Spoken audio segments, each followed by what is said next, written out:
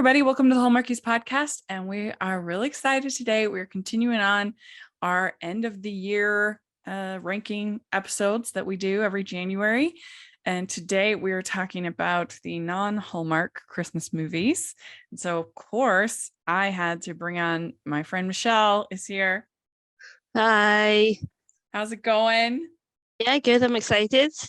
Yeah. Like a little reward for all of the movies that we watched. That we get to talk about all the sort of favorite ones. Yeah, it was really fun. I felt like there was such a variety, and it was really hard to narrow it down to 10 for me, at least. Yeah, it wasn't so much hard for me. It was the order. Yeah. I feel like it's always the order for me. But I feel like I'm pretty happy with it. Yeah. Had to rejiggle some stuff this morning, but yeah, I've got. Yeah, there were some tough cuts for me. I went back and forth. Really, that 9 and 10 spot were hard for me. I had a lot that There was a few to that pick. I had to accept just weren't good enough. Like ones that I was really looking forward to that didn't quite make the cut. That I was like, yeah, I need to move you. Like you just didn't cut it. Like, can you give an example? So A Christmas to Treasure, I was really, really looking Oh, forward to. yeah. And Yeah. it just, I had to Yeah. move it from number 10 to number 11 just because my number 10 just was so good, and I'm excited to watch that one again, whereas A Christmas to Treasure was really, high expectations that didn't quite, the chemistry, like we talked about, that just wasn't quite there. The 12 Days of Christmas Eve, I had to push Yeah, that was a number. tough cut for me too. Yeah, I liked that one was a lot. very good as well. But yeah, I had to cut that one as well.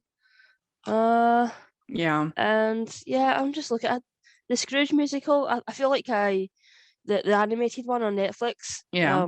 That's down at 16, and that's kind of frustrating because I want more people to watch that because, like you said, people are just not giving it a chance. Yeah. Yeah. A couple that were tough cuts for me. I really wanted to include 6 Degrees of Santa because I really enjoyed that one, but it didn't quite make the list. That's my number 11. Also, A Hollywood Christmas. I really liked that a lot, but it didn't quite make the cut. Also, the Falling for Christmas and the Guardians of the Galaxy holiday special. Those I really enjoyed. I really liked Meeting Mr. Christmas. That was fun, but it didn't quite make my top 10. I enjoyed all of the mysteries on Ion, but none of them made my top 10. So those are some tough cuts. Mickey Saves Christmas. I really enjoyed that, but it didn't quite make my top 10. Yeah. So yeah, those are some tough cuts. Tough cuts. Ones like Something from Tiffany's, like that was really like high expectations as well, and it just wasn't as good as a lot of the Hallmark and Lifetime offerings. Looking for Her was another one that I was really, really excited for, and it was just way too long.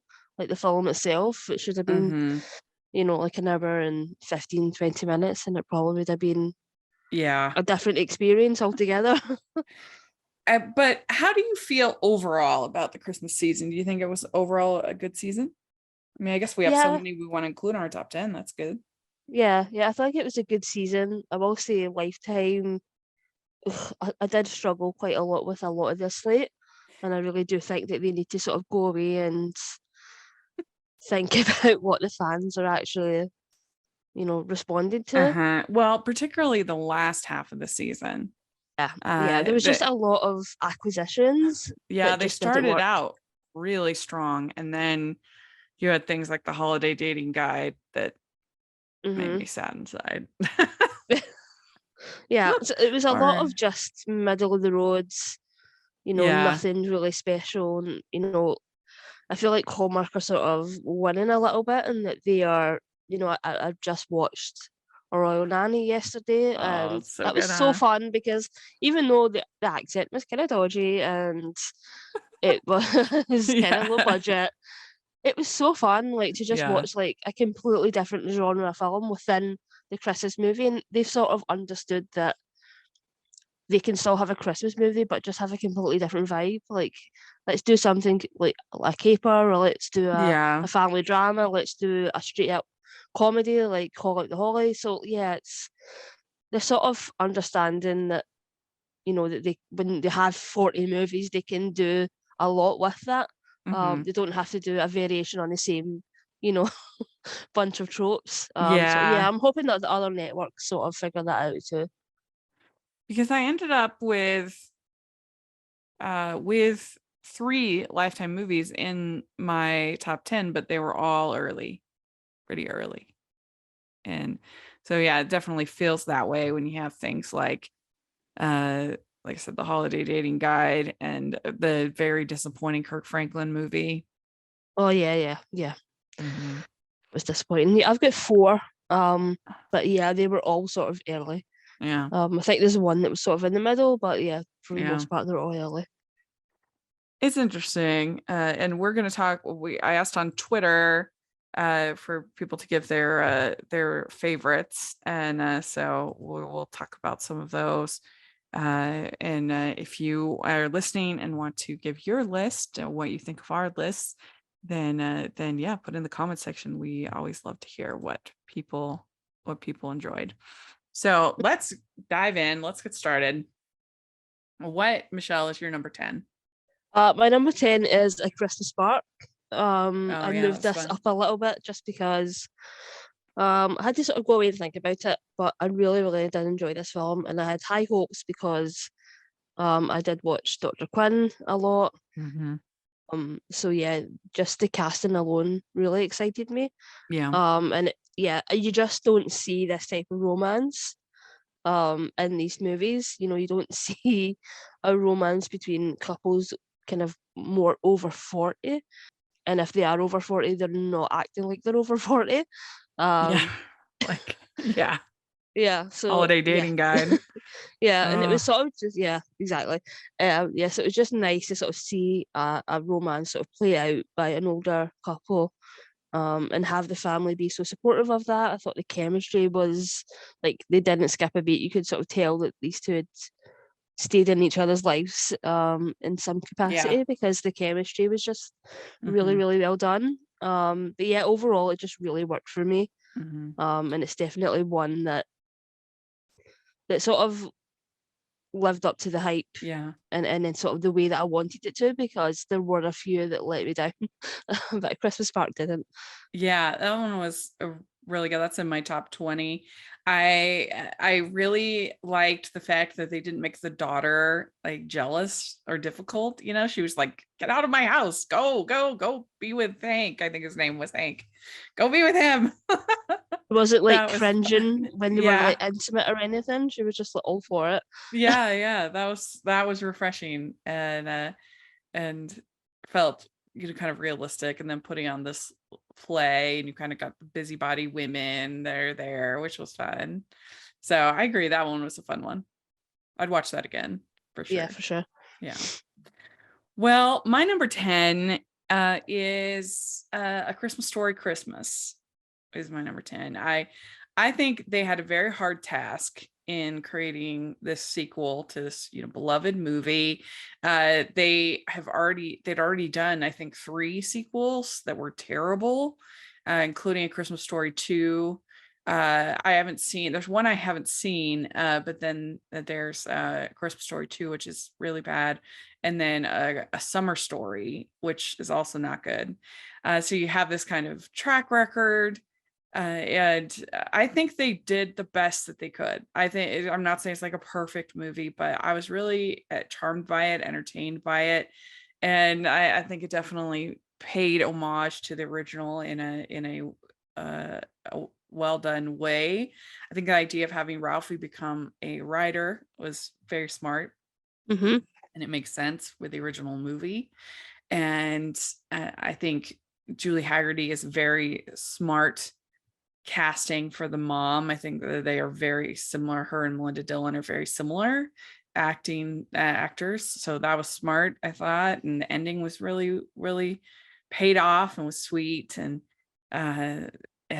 So I really enjoyed it, and I thought that it kind of captured the warmth and charm of the original film. And I just thought it was a tricky thing, and they did a great job with it. Mm-hmm. Yeah. Yeah, agreed. Yeah. So you got to see this one, because we didn't talk Yeah. about this one on the show. Yeah, it'll pop up again. Oh, okay, good. That's good. All right. Well, what's your number 9? My number 9 is one that you told me to watch, which is Must Love Christmas. Um, yeah, I really enjoyed this. It was such a like Yes. overwhelming like swathe of people on Twitter that was just like rooting for this movie. I feel like everybody was like, "You have to watch it. You have to watch it." Yeah. Thought it was really, really well done, really smartly well done. Um, and Yeah. I was completely shocked that they made the sort of crush character, the sort of like Caleb, the crush Yeah. from childhood, like such a bad guy. Like, I was totally shocked. I was like, oh, this is definitely not Lifetime. This is definitely not Hallmark. I was like, oh my god, he's like cheating on his wife. Yeah. Oh, we never see that. Yeah, But that was yeah, shocking. And I can see why that might not be for everybody. But I thought they did such a good job of working the romance novel and her writing the romance novel into the story. I thought that worked so well. And the the chemistry between her and Neil was so good. And I was like, I would read this article, this interview. This is good. yeah. Yeah, and the secondary romance was so good. Mhm. Yeah. Love that. Yeah. Yeah. Yeah. It's And yeah, it it's interesting. They sort of took a little bit of like, I don't know, like romancing the stone in the first like section of the movie, where she's just sort yeah. of this author that writes about these things that she doesn't actually experience. Mhm. And then they sort of throw her out into the real world. So yeah, I Yeah. thought that was done really well. And I feel like they should do that a lot. They should look at, popular books, popular movies, and just sort of apply those things that we sort of love about those movies into these Christmas movies. Because this proves that you can do it. You can take kind of older tropes because we're sort of used to seeing the same type of stuff all the time. Mhm. Yeah, this felt really fresh, and yeah, having the sort of secondary couple get so much of the spotlight as well was really great as well. So yeah, I really enjoyed this one. Yeah, I have it higher. So we're talking about it again. Well, my number 9 is All I Didn't Want for Christmas. This was on VH1, and Gabby Sibiday, and she was so funny as this woman who's fed up with Christmas. She writes this list of demands to Santa, and the things start coming true. And it I thought it was really funny, very snarky. It was a great one for the end of the season when you're feeling a little snarky. And I think that uh, I think that Andrew Bushell is a find. He is, I think, so handsome and charming, and he's in this. And Loretta Devine, really funny. Her wig made me laugh. And this one, I think, was a hidden gem from this year. It was really funny. Hmm. Hmm. Yeah. I So wish I I hope that really need to try and find this one. eventually, hopefully, it'll come there somehow. Probably like be a premiere next year. That's sort of how it works sometimes. Yeah. Yeah. Or maybe it'll show up on like one of the services where you can rent it one of Yeah, I these hope days. so. Hopefully, we'll keep an eye out for it. But I thought it was really funny. Ho, ho, ho. We'd like to take a second and thank our sponsor for this episode of the podcast. It's the Hallmarkies Patreon. Do you love Hallmarkies podcast, especially at Christmas? Do you enjoy the holiday previews, recaps, interviews, and bonus episodes? If the answer is yes, please consider supporting the Hallmarkies Patreon. We need your help to do what we do both during the Christmas season and all year round. But not only do you help a podcast led by strong, independent women by becoming a Patreon, you get to become a part of the Hallmarkies family. Starting at only $2 a month as a patron, you will have access to our Facebook Patreon group where we talk about the movies, shows, and more all year. We also have many monthly patron watch-alongs with guests like Lacey Chabert, Natalie Hall, Paul Campbell, Mary Lou Henner, and more, giving their behind-the-scenes details of their films.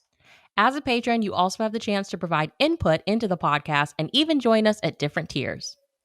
So this Christmas season, spread some cheer to the Hallmarkies Patreon and become a member today. You won't regret it. Go to patreon.com/Hallmarkies to learn more. That's patreon.com/Hallmarkies. But what do you have at 8? At number 8, I have A Christmas Story Christmas. I had like no expectations about this. I think I just had some time and I was able to watch it on HBO Max. I watched the original maybe once or twice growing up. It wasn't like a big part of my childhood. And I didn't even know that there were sequels. But yeah, I just seen such a like response to this on social media that I was like, yeah, I'll check it out. And I had a lot of fun with it. I was expecting something like super low budget, cringy, just sort of not well acted, and I got the complete opposite. I thought it was really fun. And I was really impressed with the lead actor. I don't know if he's acted much since, he was a child actor. I don't know if he's continued to act his whole life, but it must be such a difficult task to return to a character that you played when you were a child. Like he's done some things. He was in the Spider-Man Far From Home movie and a couple other I think he was in Iron Man, one of the Iron Man movies. He's done a few things here and there, but yeah, definitely, especially with, like I said, these other sequels being so bad, it had to be kind of nerve-wracking to come back and try to do it again. Yeah, for sure. But yeah, I had a lot of fun for me in that. I think for me last year, like 8-Bit Christmas was one of the movies that sort of was full of nostalgia, and like this one sort of took the place of that this year.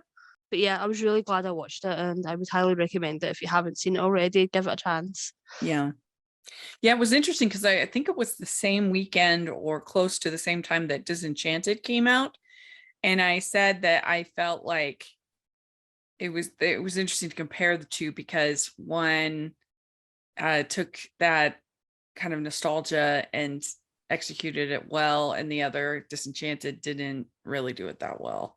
It's a tricky thing. It's hard to do. To do. So that's why it's so nervous when you get like a sequel that comes out like 10 years after the original. You're just like, oh, yeah, this is going to be rough or amazing. Right. There's no middle ground. Yeah. Well, my number 8 is Spirited, the musical. I thought it was really fun. I loved the songs. It's a little too long. It's a little bloated. I admit that, but I still had an overall really good time with it. I loved the choreography. The big routines were so fun. I thought that you can feel the chemistry between Will Ferrell and Ryan Reynolds. And so, it's really a story about friendship in the end. And so overall, I really enjoyed it. Like Octavia Spencer getting to be the romantic lead was fun. And she was probably the best singer of the 3 leads. And she did a good job. And so overall, I just had a lot of fun with it. Yeah. Yeah, I've got it higher. Okay, good. All right. So what is your number 7? My number 7 is Saving Christmas Spirit. I had to put this on my list because we have had so many awful Scottish themed Christmas movies, and this one was one of the best ones so far. So I was like, I have to put it somewhere, so I'm just going to put it in the middle. That is available in the US now, so yeah, definitely go watch it. The scenery is incredible. I feel like they executed what you sort of want from a Scottish themed Christmas movie. It is very tropey and it doesn't really sort of reinvent the wheel or anything, but I really enjoyed it. And I thought the actors did an amazing job and the chemistry was really well done. So yeah, Yeah, put it I at missed number this one. 7. I haven't seen it. So Mm-hmm. I'll have to check it out. Yeah. I'll have to catch up on it. Mm-hmm. But that makes sense. Well, my number 7 is another one that we didn't cover because I covered it on HBO Max episode, is Holiday Harmony. Okay. I really enjoyed this one. Great chemistry. Annalise has such a beautiful voice. And it was very heartwarming, and Brooke Shields is fun in it. And you get like a little bit of spice, which we don't get a lot of times in these movies. So yeah, it was my number 7. It was Is fun that to the get to. one with Jeremy Sumpter? Yes. Who That one I still. don't think I'd ever seen before. Oh, you've not seen Peter Pan? Oh yeah. Okay. You It's mean like the most famous role. I have seen that. I forgot. But I haven't seen it as an adult. Oh yeah, yeah. It Yeah. was so weird watching it 'cause he's such an iconic part, that Peter Pan part. Like I've never. It's sort of weird when you see them sort of grow up. Yeah. And he turned up on Friday Night Lights in one of the later seasons, and I was like, it was mind-boggling. I couldn't get my head around it. I was like, this is so weird. Yeah. That's how I always feel about Amy Teagarden. Uh-huh. When I see her, I'm like, Julie's there. All right. Well, what is your number 6? My number 6 is Merry Xmas. I absolutely love this movie. It is definitely one that will be on the rotation. It will not be getting deleted. I will just like constantly watch this one. Yeah. It's just a complete surprise. I do think it's a little bit disappointing that the ADR sort of like affected so much of the sort of reaction to it initially, especially because it is really predominant in the beginning of the movie, but I feel like once it sort of settles down, I didn't really notice it as much. So I will say if you sit down and watch it and that sort of puts you off, just like stick with it. It's so worth it. Like the chemistry is so good in this movie. It does something completely different. It shows you something completely different when it comes to what you're used to seeing visually when it comes to Christmas. And yeah, if you like family dramas and just family sort of scenes and all of that sort of fun stuff, this movie sort of has in droves. Yeah, it's such a good movie. Yeah, it's so good. I have that higher. Mm-hmm. But yeah, it is a bummer about the ADR thing because the script was so solid and well done, and it was so charming on so many levels that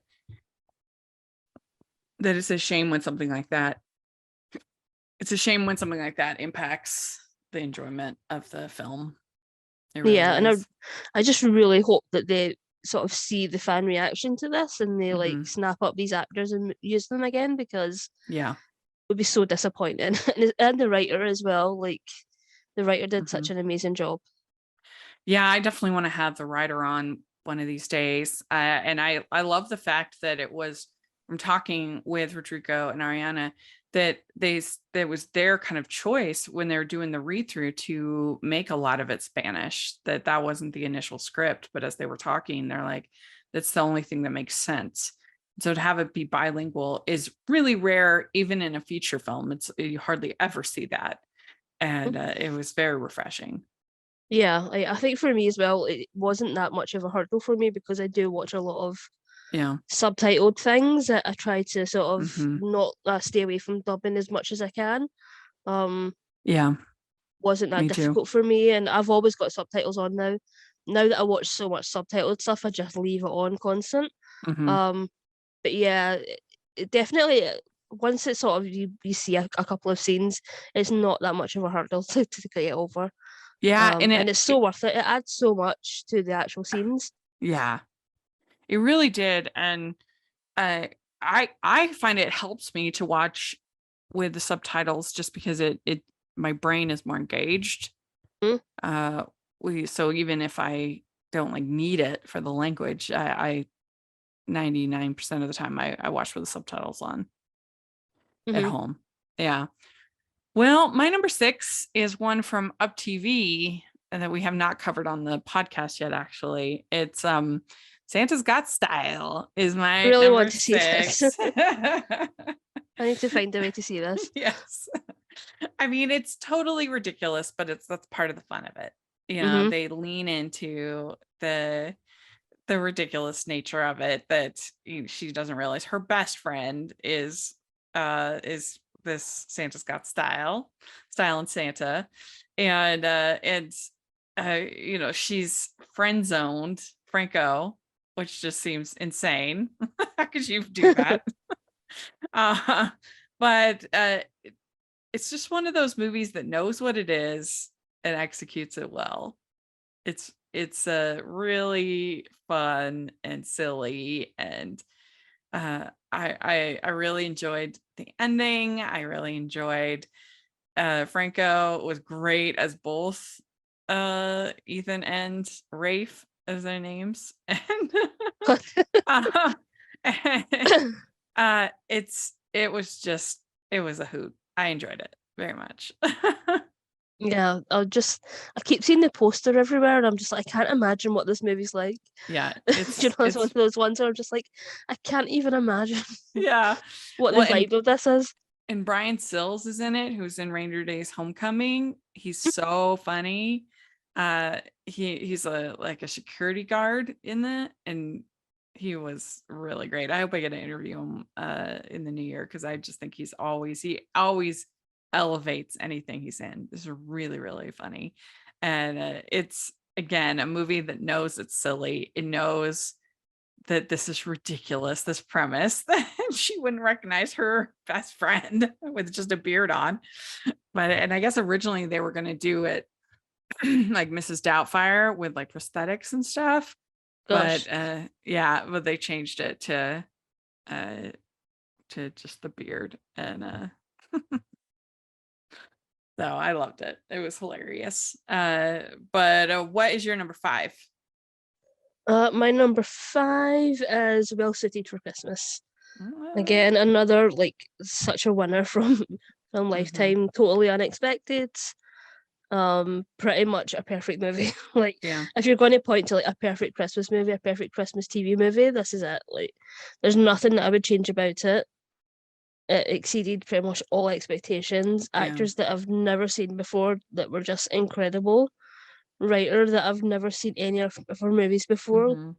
But yeah, this just completely it sort of, anytime I sort of felt like I knew what was going to happen, it sort of corrected and did something different. Yeah.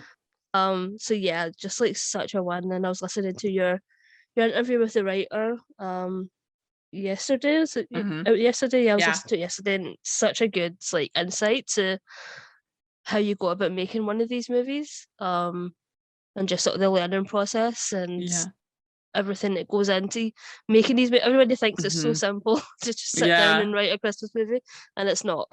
Yeah. Well, it was interesting too, because you could tell she was kind of coming at this from an outsider perspective. You know, and I talked to her about did you know that this is unusual, that having 4 kisses and things like that she was like, no, I didn't know. And so I think that allows it to be really fresh when you have a new voice. She'd done a couple, but this was her first hit, I would say. And yeah, Mercedes is so good. Franco was so dreamy in it, and there's so many great scenes. I have it also higher. Today's episode of the podcast is sponsored by W Rated, the podcast where we willingly watch the world's worst rated movies. Join me, Daisy, and me, Claire, as we break down the IMDb Bottom 100, choosing a different film from the list every episode. We take a deep dive into the plot, production, release, and reviews, usually with a special guest, to uncover if these films are truly as bad as everyone says they are. You can find us on Spotify, Apple, Good Pods, and anywhere else you find your podcasts.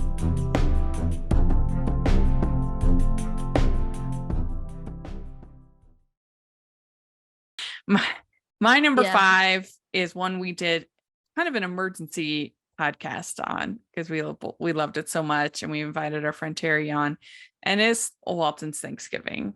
I absolutely loved this. I wish it would become a series. I would watch it. I loved the family. I loved them helping and then end up adopting Red. That was so sweet. And I don't know, I just found it heartwarming and wonderful. And I think it's even better than last year, which I enjoyed last year's a lot too. But yeah, it definitely had to make my top 5. Yeah, it was so good. I'm so worried about what's happening with the CW. Yeah. Because I'll be so disappointed if we don't get another one of these. I feel like they sort of struck gold with this cast. Yeah.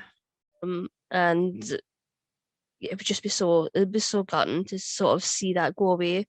It's sort of a miracle if you get an ensemble show and it's as perfect as this. It's such a hard thing. Yeah. Whereas all of the characters, I feel like are cast so well, written so well.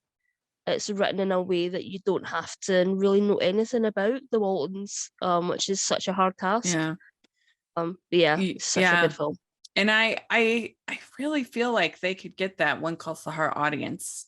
100%, yeah. Yeah, I think it with just a little bit of marketing with I think that you could definitely get it. And I don't know, there were just so many endearing parts of the movie that made me cry. And so I'm not familiar with the Waltons, but honestly, I enjoyed this so much it made me want to go back and watch the original show. If I had time to watch television, which I usually don't. But sometimes I look at things and then I think, oh, we've got Heartland coming up. I can't commit to another show. I know. All right. Well, what do you have it for? Number 4, I've got Spirited. So fun. Yeah. I feel like this is like the funnest movie that came out this year. Like if you're a fan of musicals and you like these actors and you're a fan of, Pasek and Paul, then it's just a complete winner. It does exactly what you expect. I think the unexpected thing is, like you said, that it's more about a friendship than anything else. And in a year of sort of the Christmas Carol, this one definitely did something really unique and different and fun.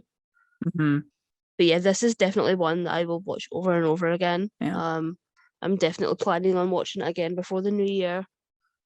And the songs are so catchy. I mean, this thing, Pasek and Paul, they are just so great at making really catchy songs that you just want to like dance to. And this is definitely no exception.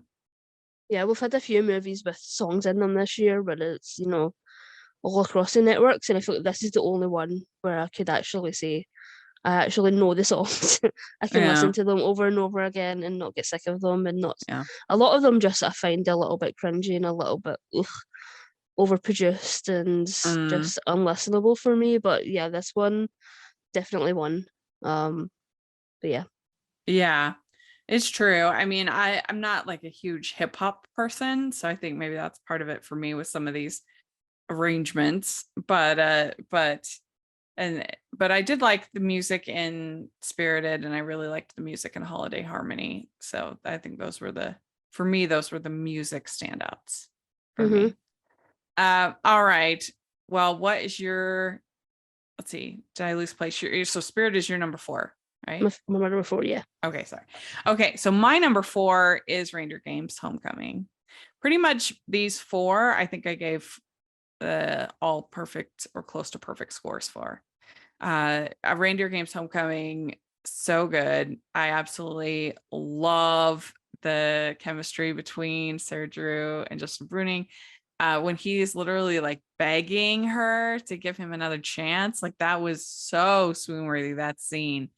And the games were fun, enjoyable, but it was really the time we got to spend with the two of them was so good.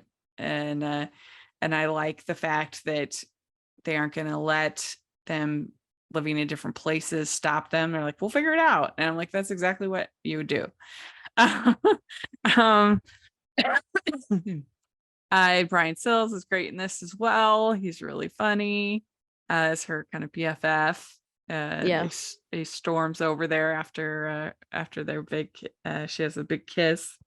He's like, I've lived across from you through. I've seen every doorstep goodbye since your whole life. You think I was gonna miss this one? It was really cute, and yeah, it was just really a really good Christmas rom-com. Yeah, so I have it at 4. Yeah, I've got it higher. Yeah. All right. What do you have at 3? So at number 3, I have The Boy, the Mole, the Fox, and the Horse by Charlie Mackesy. So this was a Christmas special. In the UK, it's like on BBC. It's based on his really hugely successful book from a couple of years ago. I think it was 2019, but it really took off during the pandemic. He was massive on social media. He would do these sort of little sketches of his characters, the boy, the mole, the fox, and the horse, where they were just sort of like affirmations or just little messages about depression and anxiety. And I feel like during the pandemic it just meant a lot to a lot of people. And let's say the book was hugely successful. Like, I got it as a Christmas present. I think a lot of people got them as Christmas presents. And yeah, they adapt. It's hard because the book, you can sort of open it to any page. It's not a story per se. You can just I've got it in my hands right now. So if I just open it at a random page, there's just a picture of all of the characters sitting together, and there's just a quote beneath it saying, "Nothing beats kindness," said the horse. "It sits quietly beyond all things." And that is sort of the book. You just sort of pick it up, open it, look at it, read what's on that page and put it back down again. And that's sort of how I went about reading it. So it's how do you go about adapting that into a story? And it's not a very long special. It's, I think about half an hour. But they sort of made it about the boy trying to find home. And he sort of encounters the different characters. He meets the mole first, then he meets the horse. So he meets the fox and then the horse. And you have incredible actors voicing those characters, like Tom Hollander, Idris Elba, Gabriel Byrne.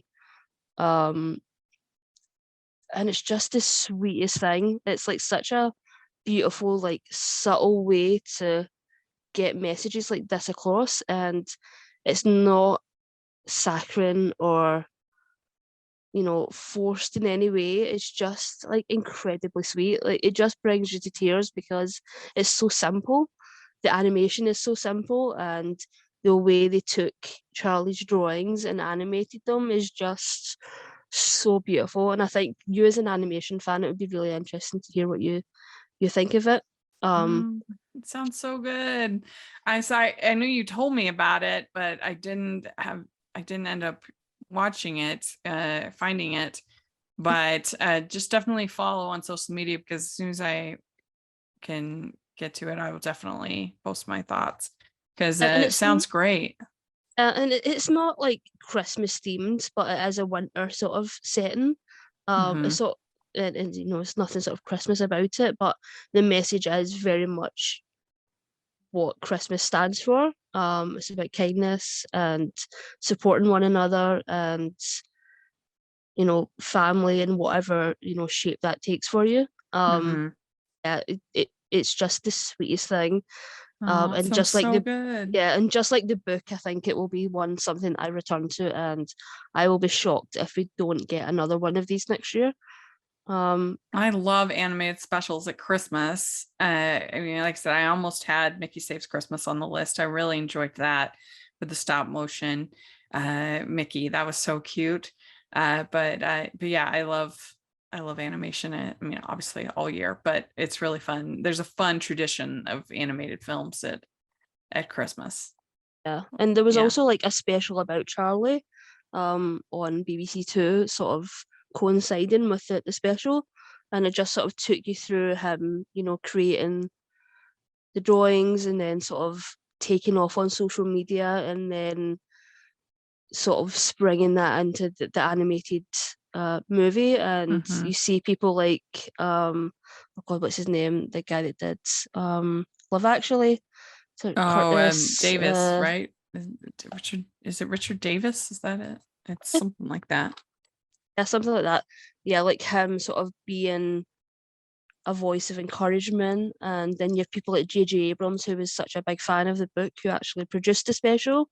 So yeah, Richard Curtis. Yeah, so he's like one of Charlie's best friends and really encouraged him to make the special. Because Charlie really struggled with the success of the book. He didn't quite know how to like go from someone who was completely unknown to now in his later life having this massive success. But yeah, you have interviews with like J.J. Abrams, who's the producer, and yeah, it was just really interesting to see it. Yeah, the actual like animation being built out. So yeah, I don't know if that's available to watch outside of the UK, but definitely check that out and check out the special. It's so special. That's cool. Well, my number 3 is Merry Xmas. So we already talked about it a little bit, but I loved the whole premise of this. I thought it was so charming and sweet, of him being kind of welcomed into accidentally added into the group chat and then being welcomed into the family. I thought it had a lot of really swoon-worthy scenes, like when they're dancing. And I loved the unique things to Oaxaca, Mexico, like the radish sculptures and breaking the plates, things like that was really fun. I thought that they had great chemistry, and I really enjoyed getting to talk to both Ariana and Rodrigo. That was super fun, and I would love to see them in more stuff. I love the bilingual. It was just really special. It was really special, and I hope more people find it and check it out, because it was one of my favorites of the whole season. So, yeah. We'd like to take a second and thank our sponsor for this episode of the podcast. It's the Hallmarkies merch store. Are you looking for that perfect gift for the postable, Hardy, or Hallmarky in your life? What about getting that t-shirt or hoodie that will help you stand out at your next holiday party? Now is the time to check out the Hallmarkies merch store. Full of festive designs by artists like Jessica Miller, Carrie from Hallmark Comics, and more. You can even have more than just shirts, but totes, cell phone cases, notebooks, mugs, and more. And it isn't just Hallmark. We have designs for Anna Green Gables, Man from Snowy River, The Nanny, and more. Every purchase at the merch store goes to help support the podcast and allows us to make the great content you know and love. There are frequent sales, so go to tpublic.com/stores/Hallmarkies or see the link in the description. That's tpublic.com/stores/Hallmarkies. Hard to come up with new things. So like I said, the radish sculptures, breaking the plates, the street parade, that whole fire truck thing that they're on, and she teaches him Besso, which was so fun. Yeah, it's frustrating when you have people say that all these movies are the same, and it's like, no, they're not. You get these special ones that come along every year. Yeah. It's just finding them. It's just when you have networks that release so many, it's hard to sort of. Yeah. We need to do the hard work and watch them all and tell people what to watch.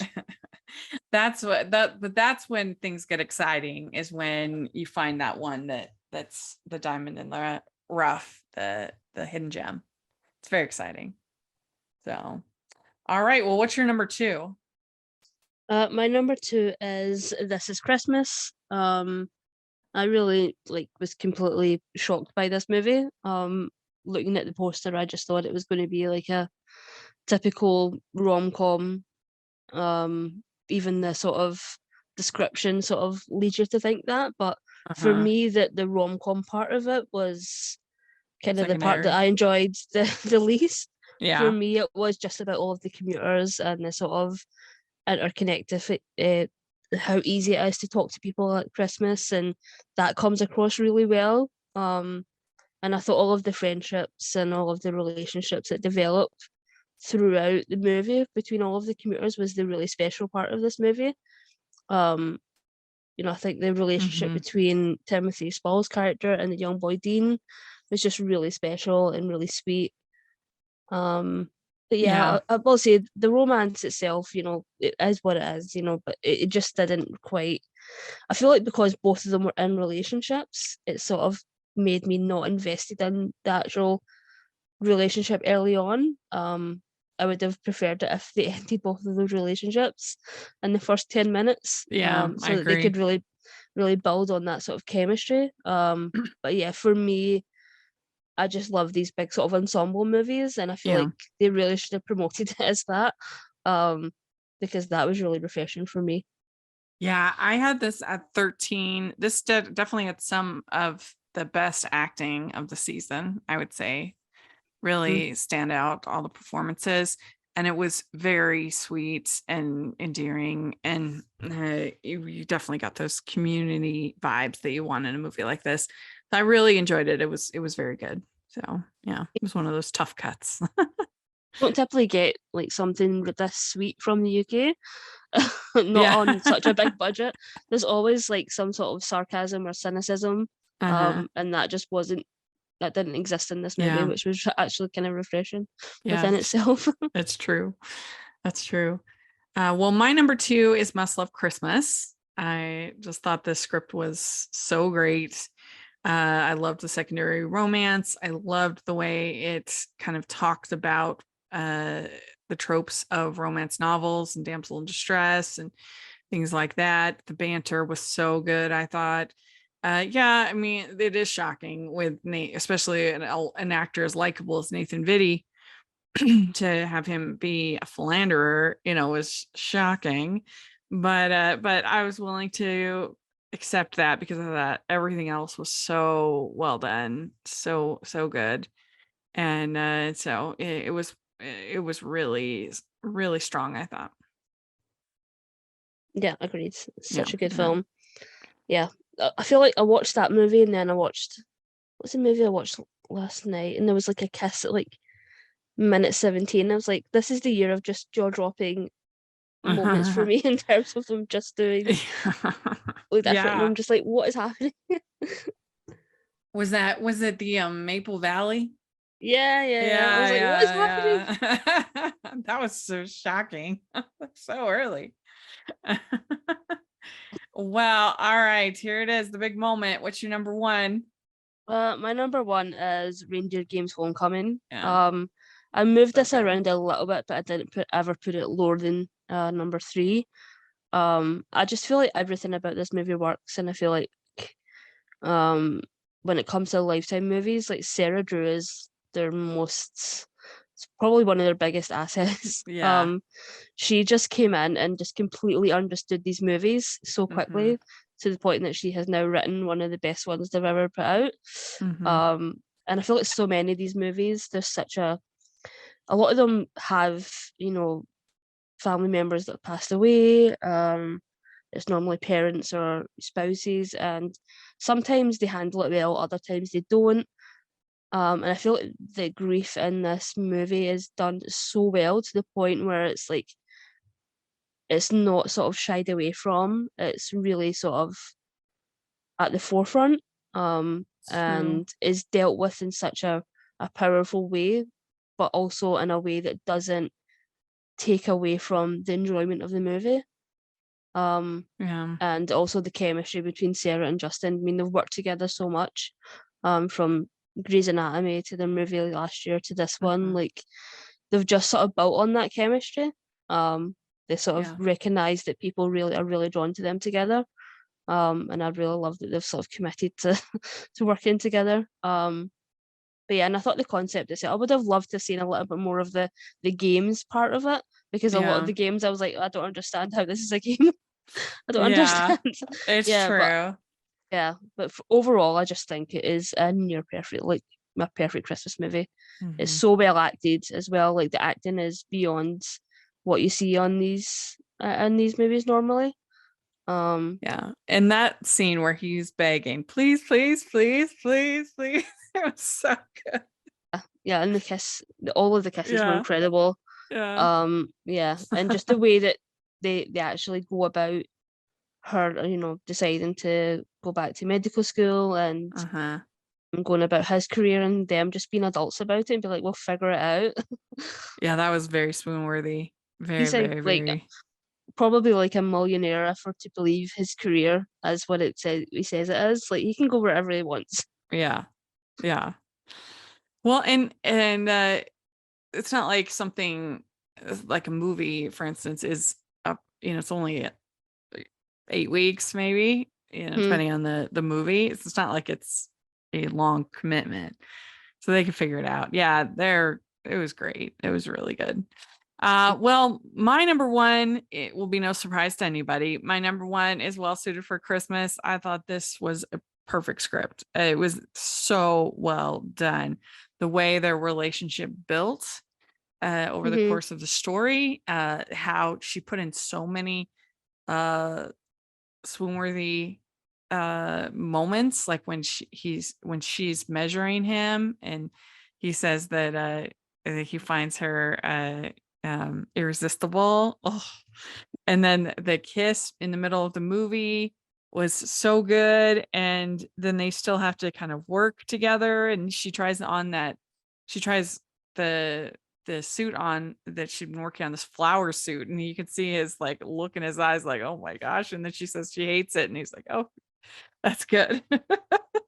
I love the whole scene when he brings her Chinese, and they're surrounded by Christmas trees, and their chemistry, it was so good. I thought they built up both of the characters really well. I loved both of these actors, so good. And I loved the whole scene where maybe I just like looking at you was perfect. That was like a perfect moment of romantic comedy writing right there. Isn't it nice when we know we have someone looking out for us?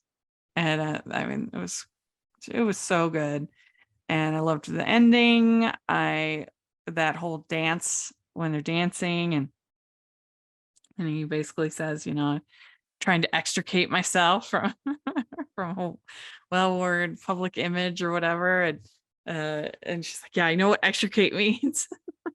It was so good. I loved her parents in the movie. I thought they were great.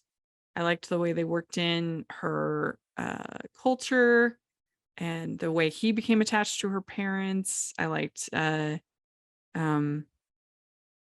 all the side characters were great. So it was just the best thing I saw this whole. I mean, I would honestly say this is maybe one of the best movies. If I was including TV movies in my just best of the year period, I would probably include this, because I just think it was one of the best things I saw as a film critic in all of 2022 was Well Suited for Christmas. It was so good. Yeah.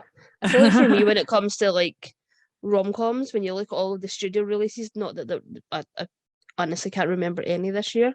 Yeah. I honestly think Well Suited for Christmas and Holly the Holly is probably the best two like proper like traditional rom-coms that I've seen this year.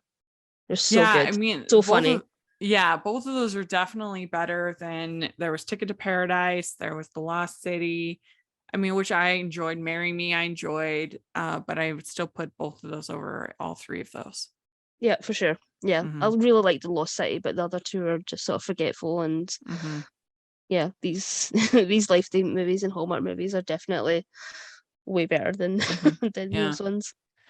But I'm excited that we're getting romantic comedies again, because I missed them. Yep, for sure. Now let's go over our list. And number 1, I have Well Suited for Christmas. Number 2, Must Love Christmas. Number 3, Merry Xmas. 4, Reindeer Games Homecoming. 5, A Walton's Thanksgiving. 6, Santa's Got Style. 7, Holiday Harmony. 8, Spirited. 9, All I Didn't Want for Christmas. And number 10, A Christmas Story Christmas. My number 1 is Reindeer Games Homecoming. This Is Christmas is at number 2. Number 3, The Boy, the Mole, the Fox, and the Horse. Number 4, Spirited. Number 5, Well Suited for Christmas. Number 6, Merry Xmas. Number 7, Saving Christmas Spirit. Number 8, A Christmas Story Christmas. Number 9, Must Love Christmas. Number 10, A Christmas Spark. Very good. Very good. Oh, and we got some answers on Twitter from fans of what their favorites were. So I'll read some of those. So Georgia Macatalo says Prince and Pauper Christmas. That was one of those Ion mysteries. Well suited for Christmas and the 12 days of Christmas Eve. Yeah. And then Digicate, she says, Spirited. I will not shut up about Spirited, no matter how much people want me to. And let's see here. Ken Kessler says Spirited, Guardians of the Galaxy, and A Christmas Story Christmas. Waiting in the Pumpkin Patch says Baking All the Way, well suited for Christmas and the 12 days of Christmas Eve. And our friend Terry, she says Falling for You, The Case of the Christmas Diamond, and which was one of the Ion ones, and Holly and the Hot Chocolate, which was the QVC one, which was actually pretty good. It was pretty funny. Let's see. Niner Girl 6 says Merry Kiss Cam, A Christmas Spark, and Spirited. Our friend Anne says, well suited for Christmas, Santa's Got Style, and Reindeer Games, Homecoming. So it's very solid picks. Mary says, well suited for Christmas, Reindeer Games, and 6 Degrees of Santa. So those are good. And let's see here. Our friend Megan says Christmas Story Christmas. Let's see here. Amy Parker says Christmas in the Pines, The Christmas Retreat, and Something from Tiffany's. Lillian Hazard says The Noel Diary, Falling for Christmas. And we've got a couple other Spirited, Christmas Story Christmas, Falling for Christmas. So, and that one, Falling for Christmas, I lost it. Where is it? Falling for Christmas, I had in my top 20. I did enjoy it. Yeah, I've still got to watch the Netflix ones. That's the only ones that I sort of missed out on was Netflix. So thanks so much for everybody that responded on Twitter. Make sure you're following us on Twitter. And this has been such a fun experience, Michelle. Thank you so much. I know it was a lot of work, especially with how busy you've been with your job. And I just really appreciate all the time that you put into watching all these movies every week. So thank you. I had so much fun. It was going to be way too long in between Heartland seasons, so I'm glad we had like a little mini project. I don't think I've ever watched so many movies in such a short period of time before. But yeah, it was so fun, and I'm really I feel like we just like accomplished a lot in such a short space of time. Yeah, and we really did. I mean, I'd have to add up. Well, I mean, I guess let's see. I watched 83 non-Hallmark Christmas movies, but some of those were like on the HBO Max special, or some they weren't all with you, but still we had a good like probably 60 movies that we covered. So I'm very, very grateful. And if people want to follow you on social media, how do they do that? On Twitter at Michelle R. Benson. Right. And you can find me at Rachel's Reviews all over social media, except for Facebook. We still are on Facebook. Don't look there. But everywhere else, yes, you can find me. And on Rotten Tomatoes. So check that out and make sure you're following the podcast at Hallmarkies Podcast. And if you are listening on iTunes, please leave us your ratings and reviews. That really helps us a lot. It helps people to find the podcast. And if you are listening on YouTube, please give the video a thumbs up and subscribe to the channel. We appreciate that so much. We also have our Patreon group, which is a lot of fun and the best way that you can support us. And we have some really fun watch-alongs coming up. So you definitely want to be a part of that. And then we have our merch store, which has lots of fun designs. So please take a look at that. And thanks, everybody. And we'll wish you all a Merry Christmas. Bye, everyone. Merry Christmas. Merry Christmas.